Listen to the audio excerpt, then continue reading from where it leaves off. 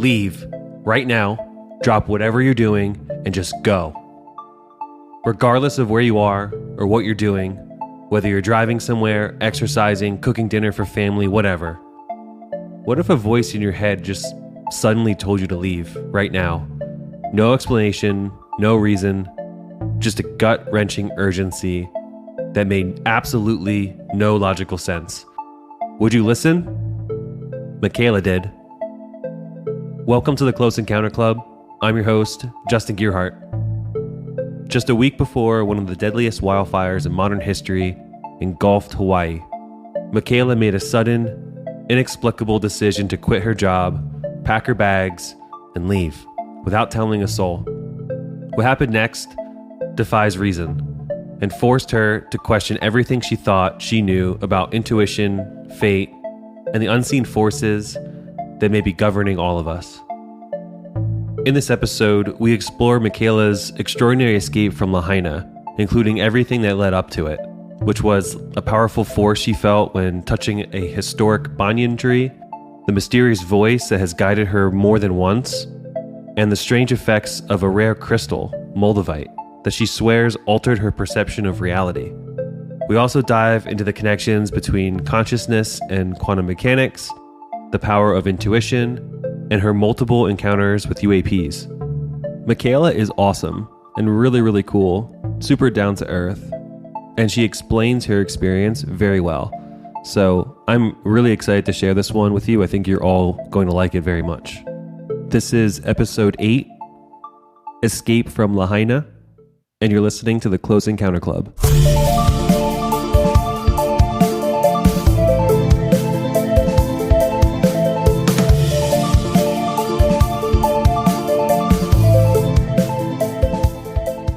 My name is Michaela. I'm currently 30 years old, originally from Baltimore, but I've moved kind of all around and currently settled in North Carolina. I really like art, being out in nature, camping, painting, drawing, anything that's creative or, just my least favorite thing to do is sit in front of a TV all day. So anything creative or active I like doing. Kind of had a bunch of different jobs everywhere from working in forensics when I was younger to, being a traveling bartender. And now I'm in esthetician school. So I'm just kind of doing a little bit of everything. I get bored pretty easily. Wow, forensics. I didn't know that. Yeah, I worked in forensics back in Baltimore from, right out of high school. I started as like a cadet and then up until I was about 22. Very, very interesting job. There was never a boring day. So I always really wanted to kind of travel and, just see a bunch of different places in the world, but never really had the means to, or, always thought I didn't have the means to. And I went through a really, really bad breakup last year, and I couldn't go to any of my favorite, bars or restaurants or anywhere pretty much without seeing someone my ex cheated on me with. So I went home one day and just said, you know what? I'm going to find a job that is going to take me as far away from Maryland as possible. And ended up finding a job on a cruise ship in Hawaii as a bartender. So I applied and flew out to Hawaii. So you just were applying for jobs like flight attendant, cruise ship, like something that was just going to be like where travel was part of it, essentially. Yeah, I looked into being a flight attendant before, but I am not very vertically blessed. I'm 5 feet tall, and it turns out I can't reach the overhead bins, so I'm disqualified from that. So cruise ship was my next best option. It was a really, really long process. I think from the first application to actually going to training probably took almost a year. Whoa, that is a long process. Yeah, because you have to do like medical screening and all this stuff because you're technically, since it was a U.S. flag ship, you had to go through like U.S. Coast Guard standards. So it was a lot, but when I finally got the email saying, hey, we're offering you the bartender position, I was just ecstatic. I couldn't believe it. Did you know right away that it was Hawaii that you were going to be going to? Like, is that what you applied for? Yeah. So it was one specific ship in particular. I'd done a lot of research about working on cruise ships. There's one specific ship in Hawaii that's a large cruise ship that is U.S. flagged. So they have to follow U.S. labor laws, pay you, overtime, all that kind of stuff, where a lot of the other cruise ships that are flagged in other countries, they'll pay you like $50 a day plus tips, if that, and you're working 12-hour shifts. So they probably think, oh, we're giving you like a vacation, so we could pay you minimal, I'm assuming is probably their mindset. Yeah, exactly. And, I knew it wasn't going to be a vacation going into it. A lot of people I went to training with, I think, kind of had that idea. And within about 2 weeks of the ship, they were gone. So. Oh, really? Oh, jeez. Yeah. So what was it like? So you got the you got the acceptance letter that you got the job. Did you have to fly anywhere to get onto the ship? Luckily for me, I lived in Maryland at the time. You had to go to training in Southern Maryland for Coast Guard training first. So I just drove there. Well, got someone to drop me off there, which was nice. And then from the training, they fly you out to Hawaii. So how long was the training then? And what did like all that entail? Well, the training was supposed to be 1 week, but me and my little training class got stuck at the Coast Guard base for 3 weeks because they had, I guess, overbooked the ship for those few weeks. And so they didn't have space for new crew members. So we had to basically wait until people's contracts expired so we could have room on the ship. But training was really cool. Like you learn like firefighting, CPR, first aid, crowd management. You had to do a lot of like swimming stuff. It was really cool. It was right on the water, beautiful, beautiful base. So I really enjoyed it. The training class that you were in, was that the same people that you'd eventually go on the cruise ship with and work with too? We had the same people, but they wouldn't be like, they weren't all bartenders. So like I was going in for bartending, but you're getting trained with people who are working in, housekeeping, laundry, all this stuff. So we all started at the same time, but we didn't necessarily always see each other. I see. How many people worked on the ship in total? Oh, there were 900 crew members on the ship. Yeah, it wasn't a huge ship, but it was just, it was big enough. The crew lived on pretty much the first 3 decks of the ship. That's bigger than my high school was, I think. Yeah. Yeah, me too. I could imagine you just like you see someone like, I think I know you kind of thing. Oh yeah, I would walk past people and I would be like, oh hey, did you just come back from vacation? Because like I hadn't seen them in forever, and they'd be like, no, I've been working on the ship the whole time. I'm like, oh, just haven't seen you. Nice. Yeah. So did you go right into the cruise for 6 months, or was there like a waiting period to like wait for your ship to like fill up or anything like that, or was it? Nope, you just go right into it. It was beginning of February, and my contract would have been up in the beginning of August. February is a good time to leave Maryland, I'm sure, to go to Hawaii on a cruise. I'm sure you're probably pretty excited. What was like the first couple of days like? Definitely excited. I mean, not so much nervous. I'd like to consider myself a very adaptable person, so I really like jumping into new environments and territories and stuff. The first 2 weeks, oh my gosh, before I got insoles in my shoes, my feet were killing me because I was averaging like 30,000 steps a day on that ship. That's crazy. That's crazy. And you walk up a lot of steps too. That's crazy. And was it just because you had to like just walk from place to place, or like why was it so many steps? So I mostly lived on deck 2 of the ship, and I worked at the pool bar on deck 11 on the completely other side of the ship. So you have to walk like up a bunch of steps, and then we had this long hallway that we called Route 66 that basically it was I connected both ends of the ships, and it was like at the employee hallway basically. So you have to walk that and go up a bunch of steps, and then we would also have the safety drills every week, and when that happens, you can't use elevators, so you have to walk up 11 flights of steps. A lot of walking, and that sounds crazy. So what was the balance like between like working and time to just like go explore? It really depended on what your job was and where you worked. So, for example, since I worked at the pool bar was open from 7 to 7. So I would get there at 6 a.m., open up the bar, and then, close. And like if you open the bar, then you wouldn't have to close it all the way. You could leave right at 7. But if you came in later, then you'd have to stay and close the whole thing. I would typically get off by 7. After your shift, you can pretty much do whatever you want. If we're at port, you can get off the ship. We stayed overnight in the islands of Maui and Kauai. So those were the 2 ports where I actually got to explore, because those were the only ports that we stayed at while I was off work. You do get a lunch break. So like I would have anywhere from like 1 to 3 hours in the middle of the day every once in a while. And I would go and explore the other islands that way. I see. Yeah, I think you mentioned in your post, if I remember, that Maui and Kauai were like your 2 favorite stops. What made those memorable to you?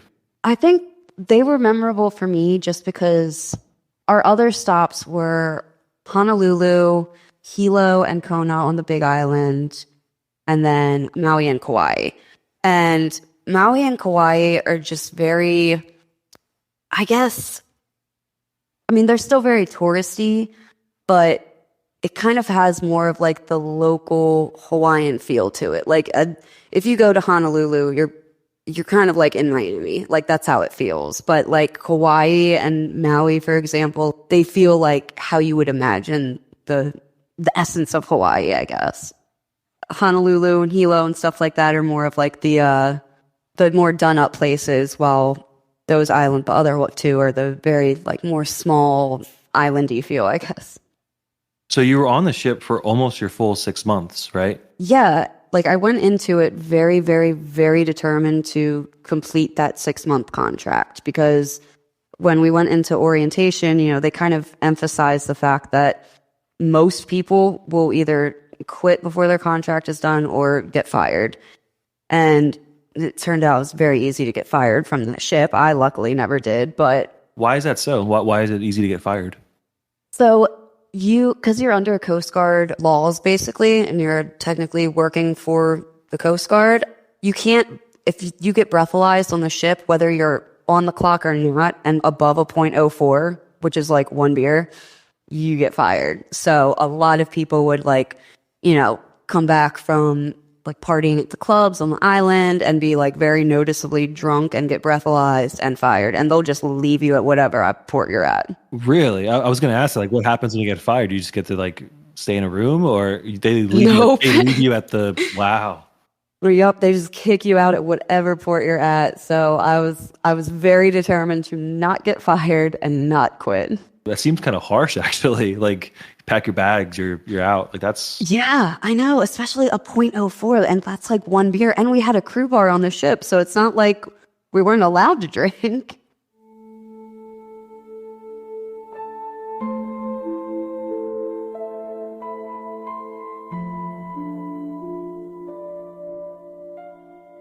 I had exactly 1 week left in my contract, and we were ported in Maui at the time. I woke up that day just with like a weird feeling that I shouldn't be there anymore, but I just kind of brushed it off as, I'm toward my last week, I'm getting antsy, I want to go home, like just, relax, hang out. And again, I really wanted to complete my contract, because if you do end your contract early and resign and jump ship, they say, which is when you leave with no notice, they don't pay for your flight home and you can't be hired again. So I'm like, okay, well, I definitely want to save about $1,000 on a flight, and I want to have the option to come back. I just brushed it off as, I'm definitely not going to quit today. So I did my first half of my shift, and I went to go take a nap on my lunch break. Like, as soon as I walked in my room, I just heard this voice in my head that said, leave now, get off the ship, don't come back. Leave now, get off the ship, don't come back. And I'm like, whoa, what the heck was that? Because it was almost like someone just talking behind you, like in your ear, but in your brain instead, I guess. And it was really wild because, you know, I've got ADHD brain. I've got like 8,000 thoughts plus probably 3.5 songs playing at any time in my head. And when this voice happened, it's like everything just shut off while it was talking, like almost like whatever this voice was like wanted me to really focus on it and pay attention and hear it. So that was pretty wild. It was like, you know how you have your inner dialogue and you kind of have a voice in your head that narrates for you? It was like that, but it wasn't my own. It was someone else's dialogue in my head. That's true. That's trippy. Yeah. This is not the first time I've heard someone have that happen to them. Yeah, and that was the first time that has ever happened to me. Now, it's happened 2 more times recently, actually, but we can get into that later. But that was the first time that has ever happened. So it really, really like shook me. Where were you when it happened? Were you in like your private room? Like where? Yeah, I was in my room alone. My roommates were working and I was about to crawl into bed to take a nap and I heard it and it just, I kind of almost laughed at it. I was like, why would I do that? Why would I quit? Like, cause I just, you know, just like I said, I'd have to pay for my flight. I wouldn't be hired. I have 1 week left in my contract. Why on earth would I listen to this voice? It doesn't make sense to do that. Exactly. It's like all the logic was just like, I tried to focus on the logic of it, that it didn't make logical sense for me to quit. But this intuitive feeling like took over that logical part instead. And I just had this gut feeling to just listen to this voice. And I couldn't explain it. I couldn't explain it away with logic. I just felt like this need to get off the ship now. How long did the interaction with that voice or thought in your head last? Like, was it like a repetitive thing, or was it just you had your own internal thought, this other thought came in, and then it just was like fleeting and then just went away? So it said it twice. It's kind of wild thinking back, like it said it twice. So it's like, you know, usually when I'm watching like a movie or books or TV, when they say something twice, it's usually something important or, you know, something that you need to focus on. So I was like, okay, it's wild that it said it twice. It kind of means I have to really listen to it, I guess. But after that, it was just gone. The ADHD thoughts didn't come back right away because I was just so, I guess, taken back by what I had just heard. Yeah, that's pretty overwhelming, I'd imagine, to like hear something else in your brain that's not your own internal dialogue. Yeah, it was like I had to look around the room and make sure no one was there. I was like, am I going crazy? I would probably think the same thing. So what did you do next? So right after I said, what do? I just listened to the intuitive feeling and just started packing up. I started grabbing all my stuff. You know, I really wanted to like plan and pack because I had a lot of stuff that I would find, but I was just like, you know what? I'm just throwing my stuff in. I think it was like 1:00 at that point, and we were disembarking at 5:30. So I was just like, I just wanted to rush, pack, and leave. And I guess I really wanted to not have anyone stop me either. I didn't tell any of my coworkers. I didn't tell anyone. I just packed up my bags and got off the ship. And I had already planned on staying in Maui for a week after my contract was done because like I wanted to either stay in Maui or Kauai because they were my 2 favorite islands, but Kauai is a lot more expensive to stay. So I was like, you know what, Maui it is. I'll treat myself with, you know, all the money I saved up for the past 6 months and just take a week to enjoy myself. So I got off the ship and decided to just take that week 1 week early. Did you tell like any supervisor or anything like that? You just were like, nope, I'm leaving. And you just packed your stuff and left. Yep. I passed a few coworkers like on the way as I was like leaving with my suitcase and they're like, are you jumping ship? I'm like, yep, don't stop me. And I just kept walking. And again, this is so unlike me. Did anyone like try to stop you or not really? They were just like, okay, Michaela's just leaving, I guess. They were all shocked. They were like, what? Like, cause I'd never expressed that I wanted to quit. Everyone knew I was a very determined employee and like my main goal was to finish my contract. So I think people were kind of just as shocked as I was, I think. Yeah, I bet. So, okay, so you jump ship, you leave, you land on Maui, all your luggage, all your suitcases, I'd imagine, right? Like, Yep. I have no idea where I'm going to go next. I don't want to go back to Maryland. I have no idea what I'm going to do next for a job, but this week I'm just going to live. So, what did you end up doing? Did you end up getting like a hotel for the night or like Airbnb? Like, what did you do? oh yeah, I ended up I stayed at a few different hotels all around the island. I decided to just, not go all out and spend all my money, but just really treat myself. And the past few weeks before I had quit, I had a lot of passengers tell me about how beautiful Lahaina is in Maui. And it was always on the opposite side of the island from where we would port.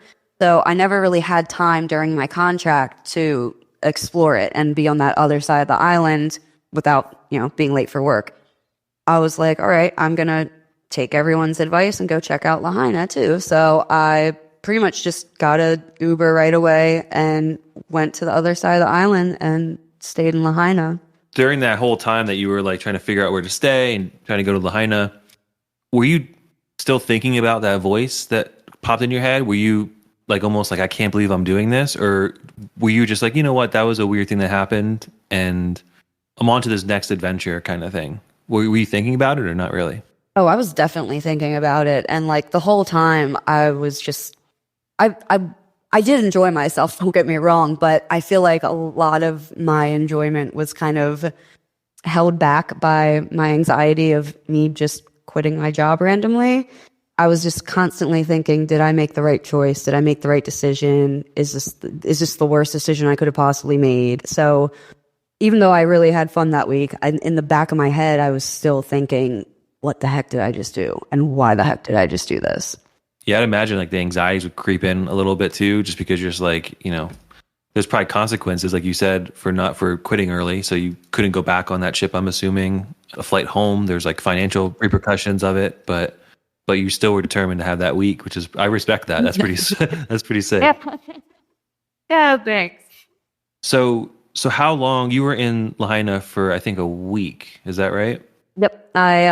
So exactly 1 week, and it was absolutely beautiful. I mean, the old courthouse was really, really cool. Like Lahaina is it's an older town, and so a lot of the buildings and like architecture there you don't really see around the rest of Hawaii and the rest of the islands.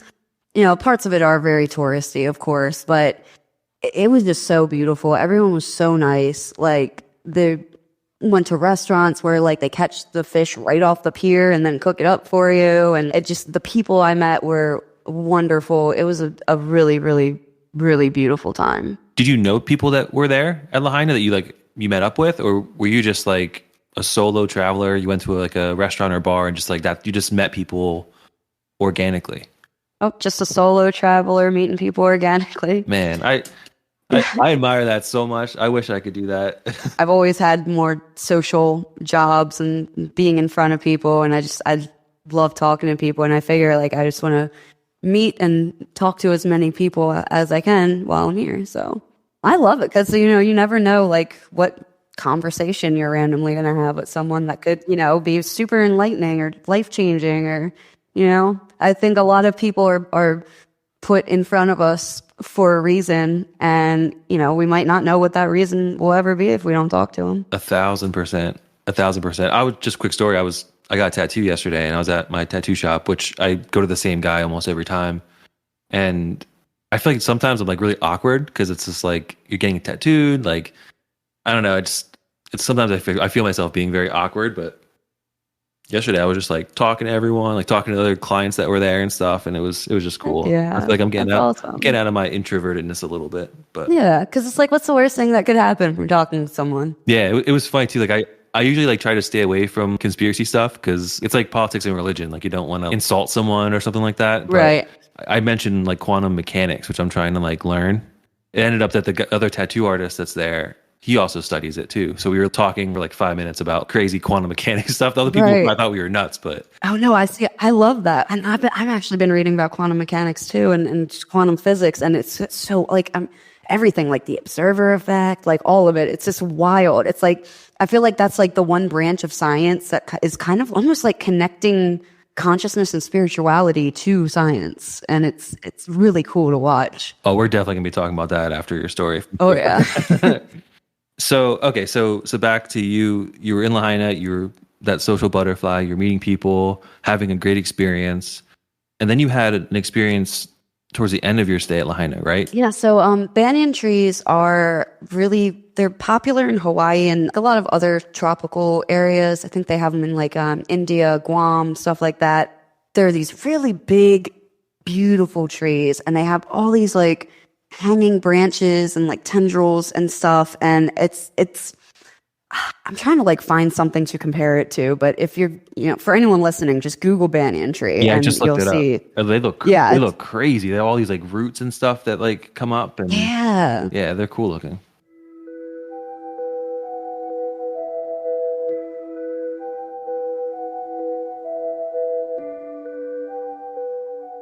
In Lahaina, they have this really, really old banyan tree. I think it's like 150 years old, and it's right behind the courthouse, and it's kind of like a staple of Lahaina. And I was in an Uber, and it was my last day there. I was about to leave tomorrow, and I just asked my Uber driver, I was like, hey, it's my last day. Like, what should I do? Like, the first thing he said, he didn't ask me what I'd already done or what I'd seen. He's just like, go thank the banyan tree. I'm like, what? And he's like, go to the banyan tree in front of the courthouse, put your head on it, feel its energy, and just thank the spirit of Maui for just allowing you to be here and experience it. And I was like, okay, I'll do that. So I went, and it's a very popular touristy area around there, and it was very like loud. But I went up to the tree and I put my hand and my head on it.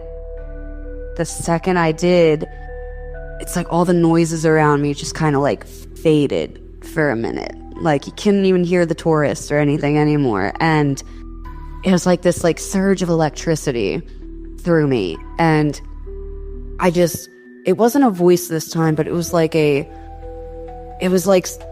feeling that it was telling me, you made the right decision. Now it's time to go home. After that, I just, like, all the worry and anxiety that I had about, did I make the right choice? Was this a dumb decision to quit my job? Like, it just all disappeared in that moment. And I was leaving tomorrow anyway, so I was like, all right, I'm going to do that.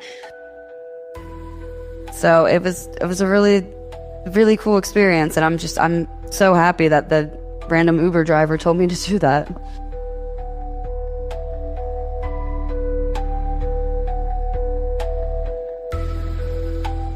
Okay, we're going to take a quick break, and then we'll be back with the rest of the story.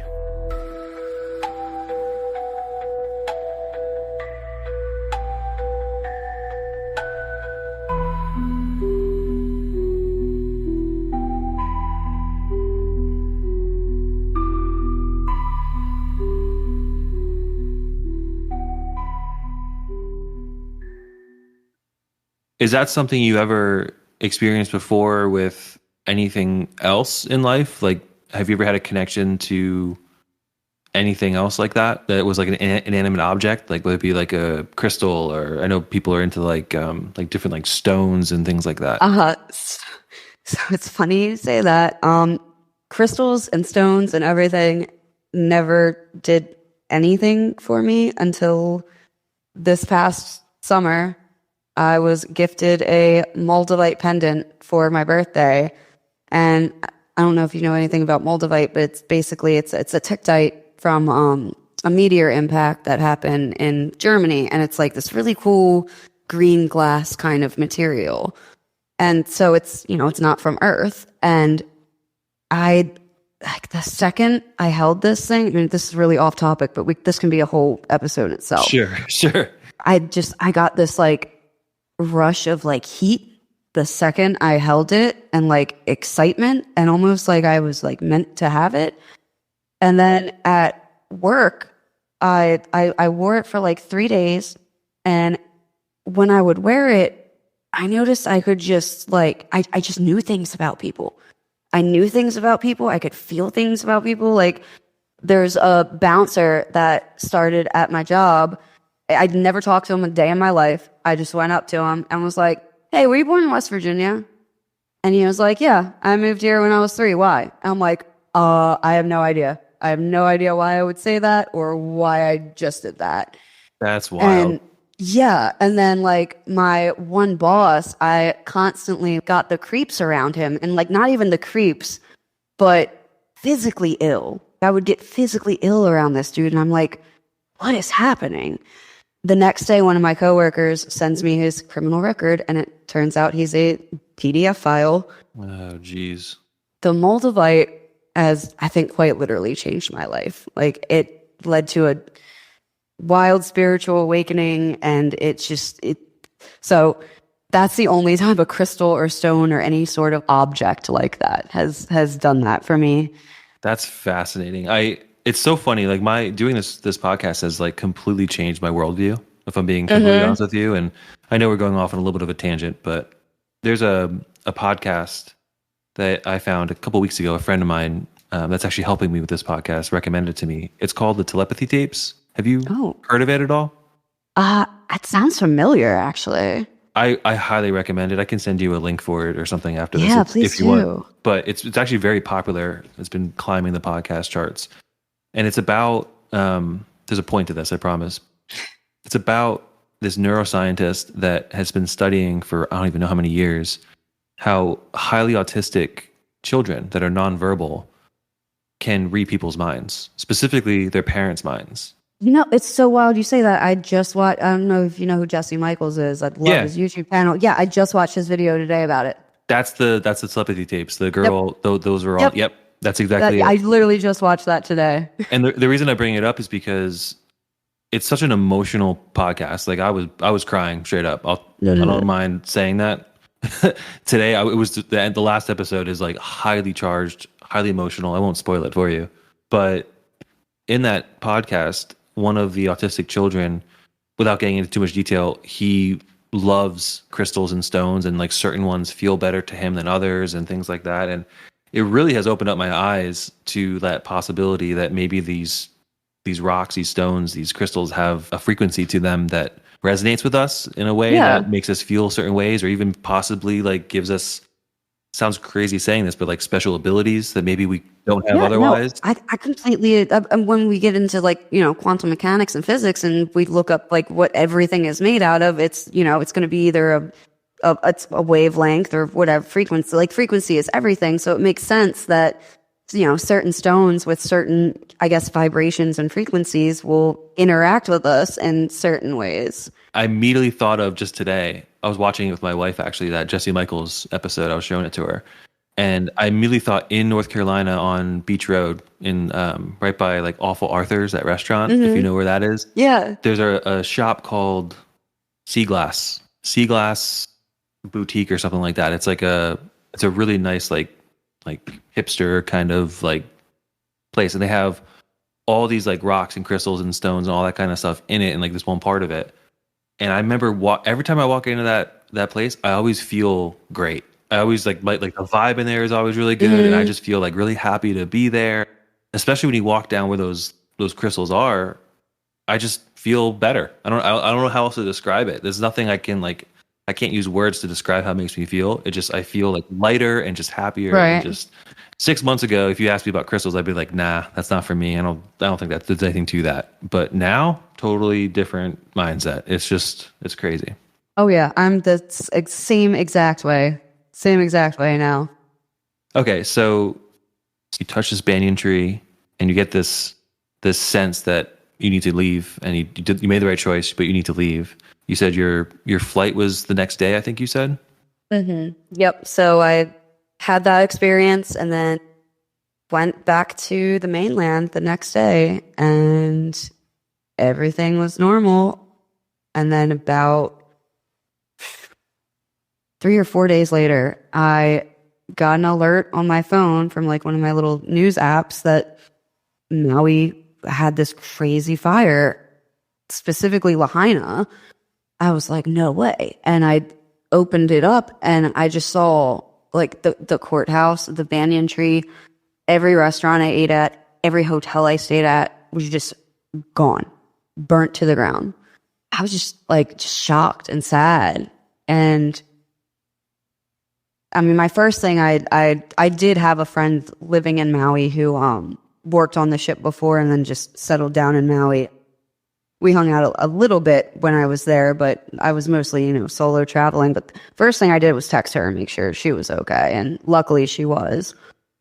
It didn't even hit me that, oh my God, I was supposed to be there until like hours later. And that's when it hit me. I was like, oh my God, if I didn't quit my job a week early and listen to this crazy voice in my head, I probably would have been in those fires, because everywhere I stayed burnt down. Like everything I did was gone. And so it's just it's crazy to think like I'm so happy I listened to the intuition. And it's weird to say, but I'm so happy I wasn't logical in that moment.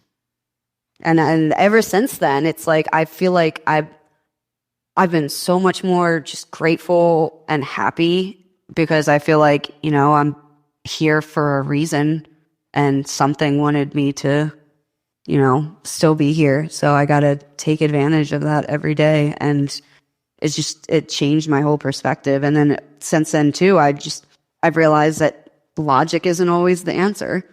Logic sometimes can hurt you and get you in trouble. And sometimes the unexplainable will save you. That's heavy, heavy stuff. I mean, I can't even. Yeah. I know you said it in your story, but even like as you're telling it, I didn't even realize until you just said it again that you had that voice tell you to leave. You followed that intuition, you left. And literally when you would have been in Maui, basically finishing up your contract, you would have been stuck in those fires. Yeah, because if I didn't jump ship that day, stay in Maui when I did, I would have, a week would have gone by, I would have ended my contract and stayed in Maui, and 3 days later the fires happened. And so it's just crazy. You were planning on staying in Maui, you said too. So that was like your plan all along. And your other coworkers probably wouldn't have done that. They probably do you get a ride back to Maryland if you weren't staying in Maui? Is that where that ship would go after it's done with its 6-month? No, so it just stays in Hawaii, but like you can schedule your flight. Like if you did want to stay a week, you could schedule it to be a week later. But a lot of people did just go home because you only get like 6 weeks of vacation or something every 6 months that you work. So a lot of people miss their families and they just wanted to get out, because a lot of people already explored the islands. And it was always my plan to stay in Maui anyway. So it's just the whole chain of events was just. That's just wild. I mean, yeah. What do you think it was in hindsight, like looking back at it? We had touched base a little bit on quantum mechanics. I guess we could probably transition into the fun conversation now. What do you think it was? Like, was it just intuition, do you think? Was there something greater at play? Where do you stand with that? I definitely think it was something greater at play. If it was my own voice and dialogue, I would have maybe leaned on the side of just my own intuition, or, I mean, do you want to bring quantum mechanics into it? What if it was me from the future coming back and warning past me somehow? But, it wasn't my voice. It wasn't something I recognized. But like I said, I've heard that same voice twice in the past 6 months. And it's always just a very reassuring thing. It's like whenever I hear it, it's telling me just something positive. And I almost feel like it's a spirit guide or something. It's like I have no idea. But it's something that's looking out for me and just wants to make sure I keep having a positive mindset. The other times that you've heard this voice, would you mind sharing like one example of that if you think it's relevant, or is it not really that? Is it too personal? No, it's not too personal. So the first time I had heard it, I was just kind of going through like a little rough patch. Like I had a big awakening in June, like right after my 30th birthday, after being gifted this Moldavite, and a bunch of like the telepathic or stuff started happening. Then for like a month, I was just in like a funk. I wasn't meditating. I wasn't, getting any sort of intuitive feelings or new telepathy. I was just like kind of just bummed. And so I was sitting in my room like crying, and all of a sudden the voice, it came over, it stopped all the thoughts in my head and just said, hey, connect with yourself again. It's going to be okay. It's all part of the process. And then I just snapped out of it, and then tears were streaming down my face, but they weren't sad tears anymore. They're happy. And then the recent time that I heard it was pretty much right when the New Jersey drone things and the orbs started happening. So I've seen those orbs before here in North Carolina a few times. The first one was in June, and again, a wild experience. It absolutely just mind-blowing. But when the New Jersey orbs and everything started happening and I started seeing all of that, I was in my kitchen, and then the voice just said, enjoy the simplicity that you have now while it lasts, because in this next few months, things are going to get really, really crazy.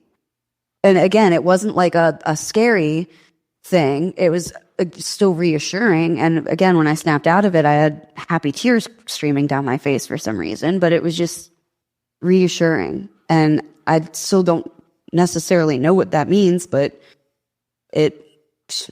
things have gotten crazy. So Yes, they have. yeah.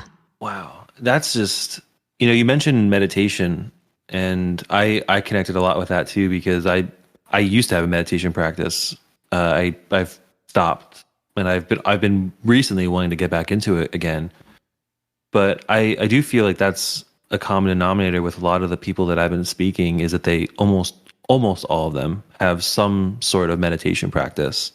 Yeah. And it's because meditation, it connects the left and right hemispheres of your brain. And when you do that, that's when you really connect with everything around you. Because I feel like we as humans today are so driven by the logical left brain. And I think we've been kind of conditioned to just see everything as yes, no logic, But I just feel like when you tap into both, and you can kind of that's when things start to just come to you, I guess. That's when you can really start getting these messages from, these higher forces. And I always have my Moldavite with me when I meditate too. Have you ever tried the gateway tapes, by the way? No, I know what they are. And actually, it's funny you bring that up. With this podcast, like I said, my whole worldview is kind of like changing. And yeah. And I have a close friend of mine, Josh from Australia. He's actually from episode 4 that's out now. We become really close, and he's tried like lucid dreaming and remote viewing. And actually, I'm not, I'll probably cut that out because I don't know if that's actually true or not. But he's into that kind of stuff. He's had like sleep paralysis and all these things. He's kind of telling me like, you have to try, like you have to put effort in and like want to do it and like learn how to do it. And there's a process to it. It's very much like a mind over matter thing. I would highly, highly recommend trying out the gateway tapes. Okay. I've done a few, and like the most recent one I did, I was wearing my Moldavite, and I went into the meditation with the kind of the intention of calling upon like some sort of guide to be with me during this, the craziness of the drones and everything. And when I was meditating, I heard, and not just heard through the headphones, but felt footsteps around me when I was getting into like the hemisync part of the meditation. And at first I thought it was just my partner sleeping or walking.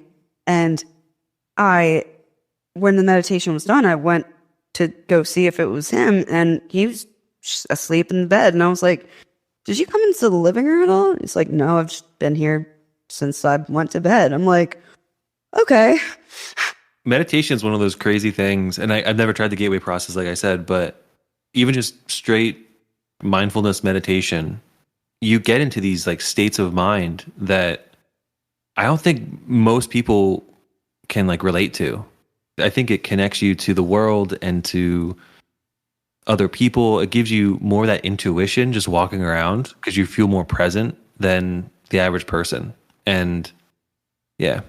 Yeah, I feel like it kind of like it connects you to like a different plane of reality, kind of. And just you're open to so many more energies and information. I mean, information is energy, in my opinion. It's so it's meditation and mindfulness has definitely been like a huge part of my journey the past 6 months for sure.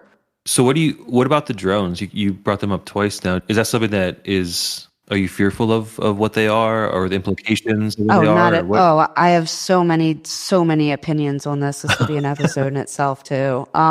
What I firmly believe, and not just believe, but again, in my meditations and stuff, I get information like this. But I've seen a lot of the orbs before in North Carolina. I've seen, in the past 6 months, I've seen probably at least 7 UAPs.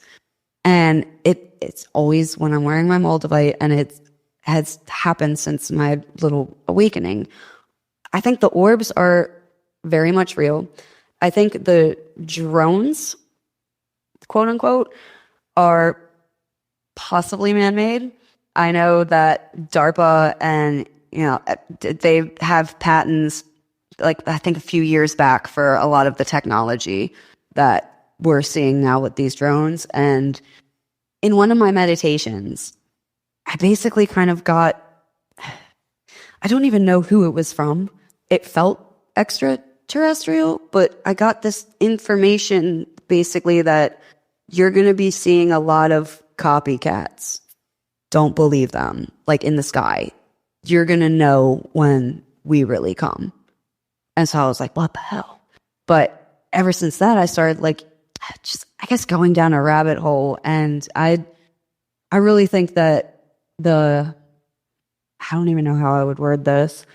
I hate to sound like too conspiracy theorist here, but I think the shadow government / military might be making the drones to cause either confusion or to pass new legislation that will take away even more of our privacy. But if you notice, a lot of the orbs are disarming and disabling a lot of these drones. So I think the orbs are probably something. I also I'm leaning more towards interdimensional beings rather than extraterrestrial too. I actually saw 5 drones one night. I live in Pennsylvania, and they were 1,000% man-made drones, like 100%. It was like a week before Christmas, and I was out shopping, and I was on like a highway, and I saw this like really big ball of light, and I was like, what is that? It like really freaked me out, and it was simply just an airplane. I was like, oh.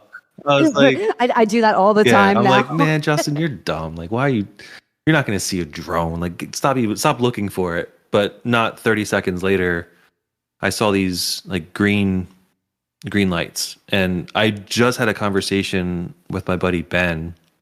He's like an Air Force veteran, and he told me that every plane has to have a red and a green light, and then also like a flashing light, which symbolize like the right wing, the left wing, and then the tail. Yep. I didn't know that before. I mean, I've kind of seen it before, but I never like put 2 and 2 together that was like a law. And this light just had a green light, and I was like looking for a red light, and I couldn't see it. And the other thing that caught my attention was the strobe pattern was really weird. It was like a flash, strobe, flash, strobe, and it just kept doing that. And it was weird. It was bizarre to look at. And that's when I noticed that it was not flying. It was like maybe 200 feet from the ground, and there was two of them. There was two of them that were like maybe a quarter mile away. Oh, wow. And I passed them, and I was like, those are definitely drones. But they were still pretty far away, but I was like pretty confident that they were just like hovering there. Then I got to my destination, I did some shopping, and then I did see two drones that were like really far away. But the reason I say they were drones is they were green lights with that flash, weird strobing pattern. And then on my way home, I was passing this diner on this like smaller street, and I saw one. It was like right out my window of my truck. Like it was like right, maybe I could throw a baseball and hit it. I'll put it that way. Like that's how far away. And it was a drone. I mean, it was probably maybe like 3 or 4 feet Oh my across. gosh. Maybe it was a bigger drone. I saw it like bank and stuff like a drone would and things like that. So Wow. now whether that was just like hobbyists, not military, and they're just because it was around like the hype of all the drones and things like that. I don't know. Part of me wanted to pull over to the diner and like look around to see if I could find out like who's flying it, but I didn't go that far. But Right. Well, I highly recommend downloading the app Flight Radar 24 if you don't already have it. It's a flight tracker. I use it a lot if I see some strange lights in the sky and I want to see, okay, is that a plane or is that something else? So I was looking for a good one. My buddy told me the same thing, and I downloaded one, and it was kind of garbage. But I don't think it was that one. So yeah, Flight Radar 24 is the decent one that I use a lot. all right, cool. I'll definitely check that out. But yeah, I agree. I don't think that they're just drones. I think that there is something else nefarious going on. I actually watched. Do you know who Sean Ryan is? The Sean Ryan podcast, by chance? He's like an ex-Navy SEAL or something. I'm not exactly sure. He's military, ex-military, and he had a podcast about it was the Las Vegas bomber, the one that blew up the Cybertruck. Because I guess the guest that he had on, the guy that blew up the Cybertruck, wrote a manifesto and emailed it to this guy. Oh, wow. And I couldn't even watch the episode. It freaked me out so much because he was basically saying the guy that blew up the Cybertruck was actually a Green Beret.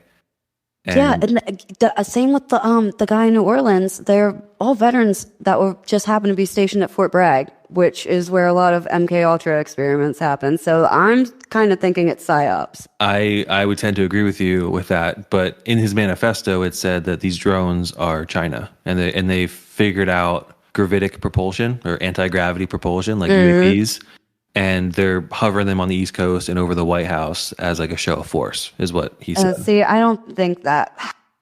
I agree. I don't know that I believe that, because if they were China, we'd be shooting them down. I would agree. We would, if we didn't know what they were, they would be shot down. But the fact that the government hasn't shot a single one down leads me to think that it's their own technology. Why would they want to destroy it? And the U.S. government in 1 year alone filed over, I think, 5,000 patents under secret that were regarding zero-point energy and anti-gravity propulsion. So we've had this technology. It's just secret. And now the government gets to say what they want to make people believe certain stuff. I've also learned to not believe basically almost any mainstream news sources, because it's if the government wanted to tell us they wouldn't tell us the truth about any of this. It's all to sway you into thinking something. And it's also a lot of just fear tactics too. It does feel like, though, over the last maybe month or so, maybe really since the drones, I feel like kind of came into the picture, I just get this intuition, speaking of like kind of like your story, not a voice or anything like that, but I just get this like gut feeling that something big is like going to happen soon. Like I'm not sure. Yeah. I'm not sure if that means like disclosure with ETs, or if maybe like, do you know about Willow, Google's quantum computer chip? The whole like, I don't even know how to wrap my head around that. Yeah. So like, I don't know if there's going to be some sort of breakthrough where artificial general intelligence, where like quantum computing and AI are going to merge for the first time, and then we're going to figure out like the cures for cancer and how to fix global warming, and like I don't know. kind of have a feeling that it's going to I think we're on the path to disclosure of all things, whatever that may be. Like, I mean, not even just UFOs and UAPs. I mean, zero point energy, anti-gravity propulsion, just everything. I feel like a lot of the things that a lot of people see as conspiracies and are crazy are going to turn out to be very true. Yeah. And I think that they're all related. And I think the work that you mentioned, Jesse Michaels earlier, Chris Ramsey, who runs the Area 52 Investigations YouTube channel, which is phenomenal. He does great work. To check that one out. Yeah, there's a lot of them. Telepathy Tapes is another one. There's been a lot of amazing work by people that are just in like the public sector that I think are starting to like put the pieces of the puzzle together. Yeah. And I do agree that I think we're just like, we're so close to getting disclosure of everything. Like, this is what consciousness is. This is what the ETs are visiting us. Like, all this big paradigm shift, I think, is about to happen. 100%. I think it's going to be a big breakthrough in just human consciousness as a whole. And I'm, again, like, the logical part of me wants to be scared, but the intuitive part of me knows that there is like absolutely no reason to, which is pretty comforting. I could not agree more with that. I my brain is like, I don't want to die. I don't want to, like, this is scary. World War III, like all these like crazy thoughts go through your head. But then there is this like gut feeling that tells me most recently that everything's going to be okay. Like, it's going to be fine. It is scary, like rationally. That's a weird feeling to have, but it is comforting, like you said. Like, I can very much relate to your story in that way too. That when you were at the banyan tree, that you had this sense of just like peace. Yeah, and it's like I've been feeling that a lot recently about a lot of different things, and even it was probably about, I want to say 3 or 4 weeks ago. I went outside to look at the stars because I love looking at the stars, and I just like kind of said out loud, because I hadn't seen like a UAP in a while, and I was like, and all these drones were happening, and I'm like, am I crazy? Did they just forget about, like, I don't know. I really wanted to just see a sign that everything that I thought and felt was still true. So I was looking up at the sky, and I was like asking the universe for a sign, and all of a sudden in the sky, this little blue flash just flashed twice. And I said out loud again, I was like, okay, if that was really you giving me a sign, do it again. And then it did it. And I was like, okay, that's what I needed. I love that. That's so cool. Do you know who Stephen Greer is? Yes. Because I feel like a lot of what your experiences kind of align with like that CE5. Yeah. Have you heard about that? Yeah, very much so. And it's kind of like you can, when we were talking about the observer effect and kind of how your mind can control the world around you, I feel like if you are in tune with a lot of this stuff, you can kind of, ask and you shall receive. You can kind of call them and, I don't know, summon them maybe. Just like, I feel like the power of our thoughts and what we want and what we want to see and experience is so much more powerful than we realize. And I think us just thinking and wanting something and asking for it, like asking the universe, God, whatever you want to ask, whatever higher power you believe, or even just yourself, I think it can happen. You can make things happen with your mind. And that's what I'm starting to realize. And I think if a lot more people just try it and go outside and look up and just practice mindfulness, I think a lot more people would have these same experiences.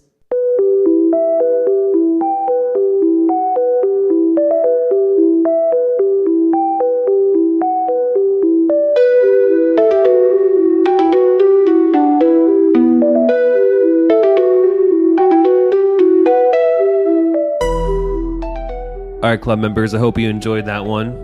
It's one of my personal favorites, actually, so far to date.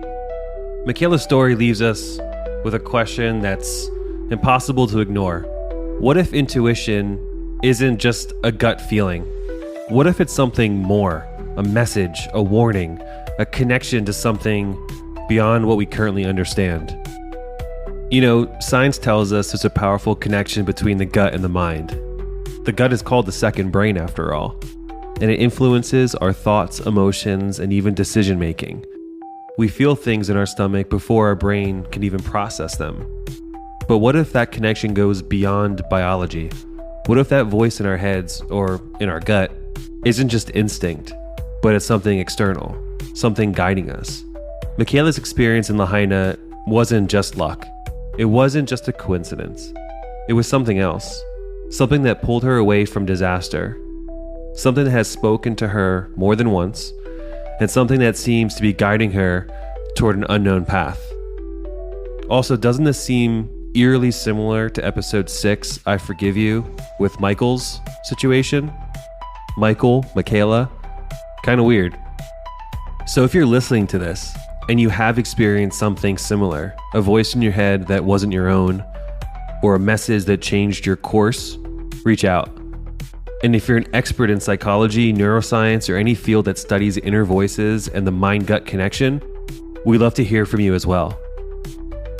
This episode was produced and edited by Justin Gearhart, mixed and mastered by Brett Jarvis.